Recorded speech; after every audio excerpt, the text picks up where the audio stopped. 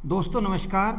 मैं हूं जसवीर मलिक और जनता की आवाज़ न्यूज़ चैनल में आपका स्वागत करता हूं। साथियों, आज हम चर्चा करेंगे एक ऐसे विषय पे जिस पे लगातार लंबे समय से विपक्ष बार बार हमला बोल रहा है और कई जगह वरिष्ठ नेता लगातार प्रेस कॉन्फ्रेंसेस करके सरकार को और श्री राम ट्रस्ट को घेरने का प्रयास कर रहे हैं।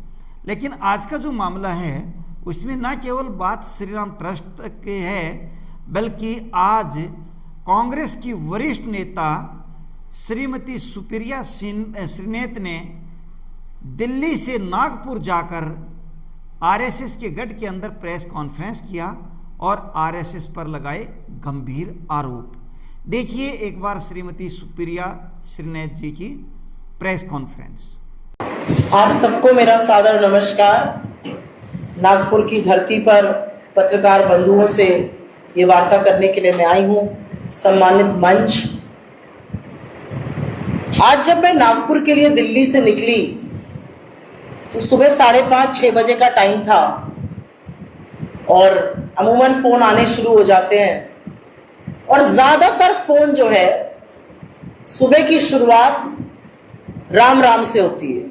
कोई जय सिया राम कहता है, कोई राम राम कहता है। तो मेरे मन में एक सवाल आया और मुझे लगा कि जिस देश में दिन की शुरुआत प्रभु राम के नाम से होती है, जिस देश के हर दूसरे व्यक्ति के नाम में भगवान राम का नाम जुड़ा है। मैं उत्तर प्रदेश से आती हूं, आधे लोग राम भरोसे, राम खिलावन, राम समुझ, राम केवल, कोई ना कोई भगवान राम के नाम से जुड़ा हुआ है। उस देश में अगर भगवान राम के मंदिर में लूट होती है तो इसका अंदाजा लगाइए ये कितना बड़ा महापाप है। और मेरे हिसाब से राम मंदिर में जो लूट हुई, जो डकैती हुई, जो चोरी हुई चढ़ावे की, वो सिंपल फाइनेंशियल चोरी नहीं है। वो असल में हिंदुओं की आस्था पर इतिहास में सबसे बड़ा प्रहार, इतिहास में सबसे बड़ा हमला है।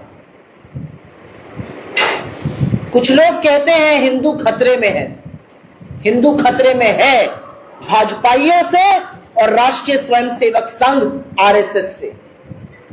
हिंदुस्तान के एक मंदिर में उनकी एंट्री होती है, भगवान राम के भव्य मंदिर में, और उसी मंदिर में डकैती हो जाती है, उसी मंदिर में चढ़ावा चोरी होने लगती है, उसी मंदिर में चंदा चोरी होने लगती है। और जब खबर आती है तो उत्तर प्रदेश की सरकार आनन फानन में एक एसआईटी की घोषणा कर देती है। उस एसआईटी में कौन शामिल है? उत्तर प्रदेश सरकार के बाबू। वही बाबुओं की तफ्तीश करेंगे, वो कुछ लोगों से पूछताछ करेंगे और वो बाबू को रिपोर्ट दे देंगे। और वो किससे पूछताछ कर रहे हैं? वो छोटे छोटे प्यादों को पकड़ रहे हैं। कोई जिसने 25 लाख की चोरी करी है, कोई जिसने 20 लाख की चोरी करी, जिसकी 12,000 तनख्वाह है, 14,000 तनख्वाह है। बड़ी मछलियों को, बड़े मगरमच्छों को छोड़ दिया जाता है। तो सवाल ये क्यों नहीं उठेगा कि क्या आपने उन लोगों को इसलिए छोड़ा कि वो जो मोटा माल चुराया गया है उसको ठिकाने लगा सके? आंख में धूल झोंकने के लिए एसआईटी घोषित होती है और आंख ही में धूल झोंकने के लिए और पहले दिन से कवायद हो रही है चंपत राय बंसल और उनके संगी साथियों को बचाने की। कौन है ये लोग? चंपत राय बंसल प्रभु राम के द्वारा तो अवतरित नहीं हुए थे। चंपत राय बंसल हो गए, अनिल मिश्रा हो गए, गोविंद गिरी हो गए, तमाम ऐसे लोगों को जिस ट्रस्ट में डाला गया, उस ट्रस्ट का गठन नरेंद्र मोदी जी ने किया। चुन चुनकर आरएसएस के लोगों को उस ट्रस्ट में डाला, उस ट्रस्ट को आरटीआई के घेरे से निकाला, सरकारी जवाबदेही से निकाला। और जब उस ट्रस्ट में इस तरह की चोरी होती है तो चंपत राय बंसल का नाम एफआईआर में क्यों नहीं आता है? अनिल मिश्रा का नाम एफआईआर में क्यों नहीं आता है? इनके खिलाफ केस क्यों नहीं रजिस्टर होता है? उनसे 2 घंटे की पूछताछ होती है। आप किसी महकमे के सर्वे सर्वा हो। अयोध्या में चंपत राय बंसल सर्वे सर्वा थे और यहां पर चैनल मौजूद है। स्टिंग ऑपरेशन हुआ, व्यक्ति ने कहा इस्तीफे से क्या होता है, सारे डिसीजन तो वही ले रहे हैं। मोदी जी की आंखों के तारे चंपत राय बंसल बड़ी लूट कर रहे थे और उनके खिलाफ एफआईआर नहीं है क्योंकि वो संघ से संबंधित है। पहला मंदिर जहां पर आरएसएस की दखल हुई वहां पर लूट शुरू कर दी और उस प्रभु राम के मंदिर में लूट कर रहे हैं जो मर्यादा पुरुषोत्तम कहलाते हैं। और मेरे हिसाब से ये हिंदुओं की ही भावना आहत नहीं हो रही है। प्रभु राम 145 करोड़ हिंदुस्तानियों के आधार है और आराध्य है। वो किसी भी धर्म के हो, सबकी प्रभु राम में आस्था है। सत्य और गलत के बीच की धुरी प्रभु राम है, नैतिक और अनैतिक के बीच की धुरी प्रभु राम है, मर्यादा और अमर्यादा की धुरी प्रभु राम है। ऐसे प्रभु राम के मंदिर में इन लोगों ने लूट मचाई, खसोट मचाई। चंपत राय बंसल को क्लीन चिट कौन दे रहा है? उनका इस्तीफा मंजूर हो गया। उससे साफ साबित होता है कि चोरी हुई, ये माना गया और उनको क्लीन चिट दी जा रही है। क्यों क्लीन चिट दी जा रही है? क्योंकि आरएसएस के बड़े लोगों को बचाने की कोशिश हो रही है। जो कोषाध्यक्ष उनको बैठकर क्लीन चिट दे रहे हैं, उनसे आपके जैसे एक होनहार पत्रकार ने पूछा अपने काम के बारे में बताइए। उन्होंने बिना पलक झपकाए, जब मैंने उनको कल सुना तो मैं सन्न रह गई। उन्होंने कहा जी ऐसा है, मैं तो कुछ देखता नहीं था, 5 दिन के लिए एक आदमी को अयोध्या भेज देता था, वो जाके मेरा काम देख लेता था, मैं निश्चिंत रहता था। प्रभु राम का मंदिर हम सबके आराध्य, हजारों करोड़ों श्रद्धालुओं की आस्था का प्रतीक। लोगों ने अपना मंगल सूत्र तक वहां पर जाकर चढ़ाया और ये सीरियसनेस है श्रद्धालुओं के लिए, ये अपमान है भगवान का कि जी मैं तो देखता ही नहीं था, किसी और को भेज देता था 5 दिन के लिए। आपको क्या पता वो 5 दिन के लिए जाता था या वो भी जूम कॉल पर ऑडिट कर देता था। 40 दिन में 70 चोरियां पकड़ी गई। 40 दिन के अंदर 70 चोरियां हुई, 80 लाख जब्त हुआ। अब ये सोचिए कि 6 साल में कितनी चोरियां हुई होंगी। ये कहते हैं ना गजनवी ने लूटा, आपने तो गजनवी को भी पीछे छोड़ दिया प्रभु राम के मंदिर में लूट मचाने में। और सबसे बड़ी बात, चंपत राय बंसल का इस्तीफा होता है, एक नए व्यक्ति को उसमें लाया जाता है। वो नए व्यक्ति जो है उस ट्रस्ट में शामिल किए गए हैं। 145 करोड़ लोगों का देश है ये। वो नए व्यक्ति ऐसे दागदार, ऐसे जालसाज निकले कि उनके खिलाफ सीवीसी क्लियरेंस नहीं दे पाया और उनको नालको के सीएमडी पद से हटना पड़ा। 145 करोड़ के इस देश में आपको एक बेदाग व्यक्ति नहीं मिल रहा है प्रभु राम के ट्रस्ट में डालने के लिए। सारे संघियों से उस ट्रस्ट को भर डालना है। मेरा अपना मानना है उस ट्रस्ट की विश्वसनीयता खत्म हो चुकी है। जो कृष्ण मोहन जी भी ट्रस्ट में आज महासचिव बनाए गए हैं, वो आरएसएस के पूर्वी उत्तर प्रदेश के प्रभारी थे। उनकी भी तो नाक के नीचे चोरी हुई। ये सब लोग आंखों पे पट्टी और मुंह में दही जमाकर तो बैठे नहीं थे। चोरी हो रही थी, आपने क्या किया? अब आप सर्वे सर्रा बन गए। एक चोर गया, दूसरा लुटेरा आया। ये असलियत है ट्रस्ट की।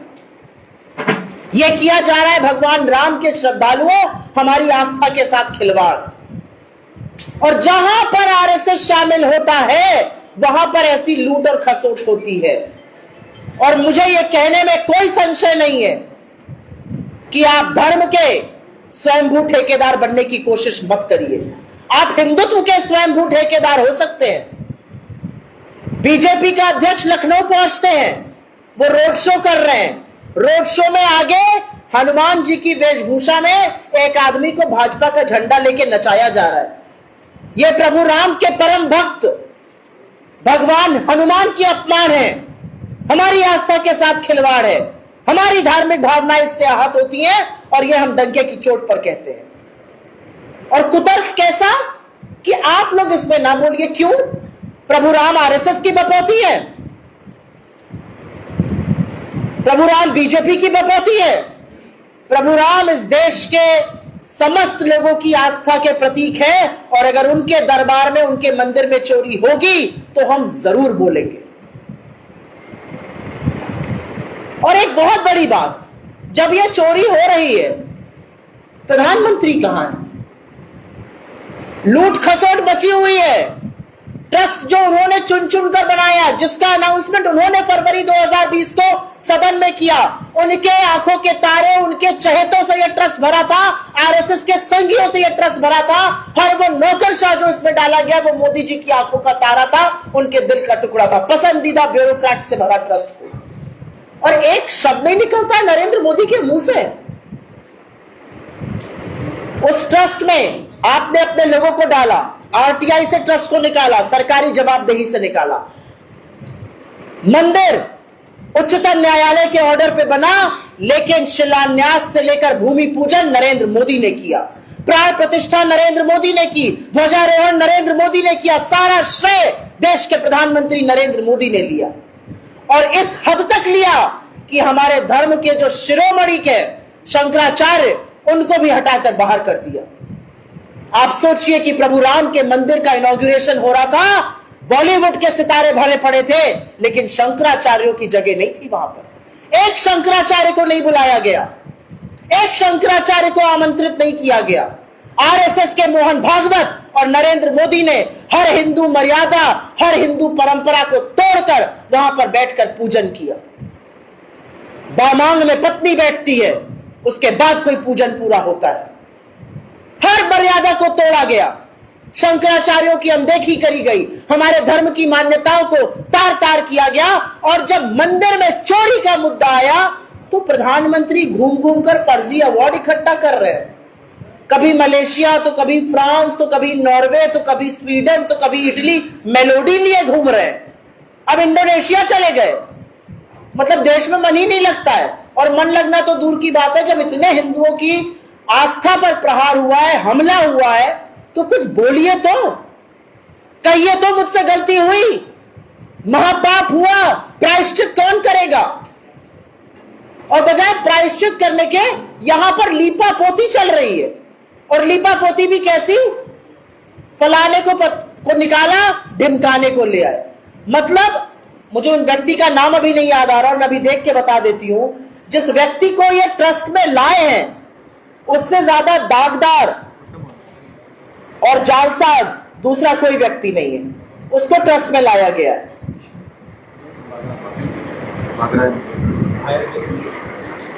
बजरंग लाल बागर को, ये नालको के सीएमडी होते थे, इनके ऊपर इतने जालसाजी के और घोटाले के आरोप थे कि सीवीसी इनको क्लियरेंस नहीं दे पाया।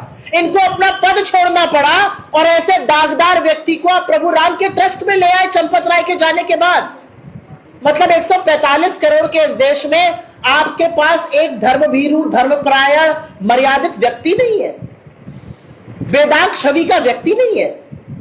तो हमारी इस मंच से और तमाम मंचों से एक ही मांग है कि यह सिर्फ जालसाजी का मामला नहीं है, यह सिर्फ करोड़ों के घोटाले का मामला नहीं है, यह हिंदुओं की आस्था पर प्रहार है, हमला है।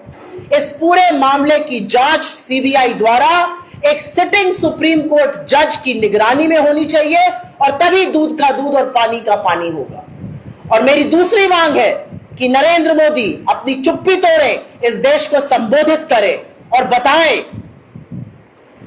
कि आपसे कितना बड़ा महापाप हुआ है।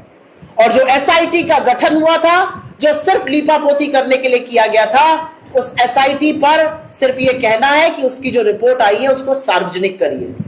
यह आपके घर की खेत मेड़ का झगड़ा नहीं है, यह आपके घर में लड़ाई झगड़े की बात नहीं है। यह प्रभु राम के मंदिर में घोटाला हुआ है, पूरे देश को जानने का हक है।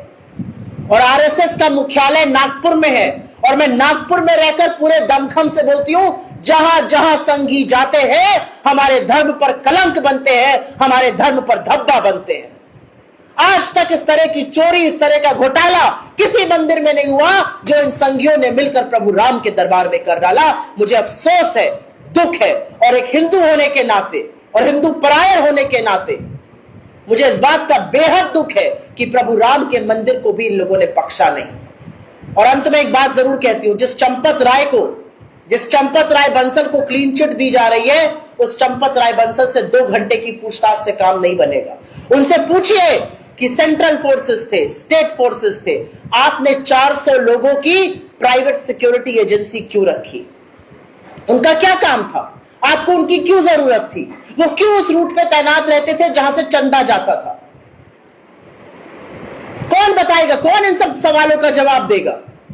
और वो सिक्योरिटी एजेंसी बीजेपी के एक एक्स मेंबर की, आरएसएस से संबंधित व्यक्ति की, जो बिहार से उनकी थी।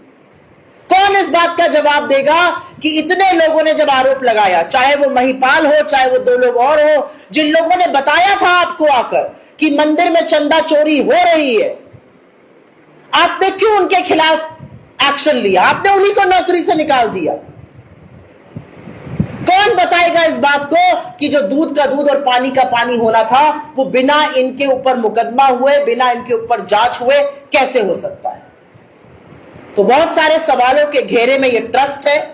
तमाम आरएसएस के जो बड़े बड़े कार्यकर्ता इस ट्रस्ट में शामिल हैं वो हैं, खुद नरेंद्र मोदी हैं, उत्तर प्रदेश के मुख्यमंत्री सबको धर्म का सर्टिफिकेट बांटते हैं। आपकी आंखों के सामने, आप तो हर महीने पहुंच जाते थे अयोध्या नगरी, आपकी आंखों के सामने भगवान राम का घोटाला हो रहा था इतना बड़ा मंदिर में। आपका एलआईयू, आपकी आईबी, आपकी सुरक्षा और खुफिया एजेंसीज क्या कर रही थी? आपको भनक ही नहीं पड़ी। छोटे छोटे नुमाइंदे, महिपाल जैसे छोटे छोटे लोग आकर बता रहे थे कि ऐसा हो रहा है। जिन लोगों की भर्ती हुई गिनती के लिए, उनके नाम चंपत राय बंसल लिखकर भेजते थे रिक्रूटिंग एजेंसी को। भाई भतीजावाद चल रहा था वहां पर, फलाने का भाई को भर लो, दिनकाने के भतीजे को भर लो। कौन इन बातों का जवाब देगा? कौन इस बात का जवाब देगा कि एसबीआई ने 3 महीने पहले कहा था कि जो स्टैंडर्ड ऑपरेटिंग प्रोसीजर्स हैं गिनती के, उनका पालन नहीं हो रहा है और जरूर लोगों को हटाया जाना चाहिए, लेकिन उसकी अनदेखी की गई। कौन इन सब बातों का जवाब देगा? और ये जवाब मिलने चाहिए, क्योंकि मैं फिर से उसी बात पर जाऊंगी। सारी राजनीति भूल जाइए, हर चीज भूल जाइए और पूछिए अपने आप से, इस देश में हुआ क्या है?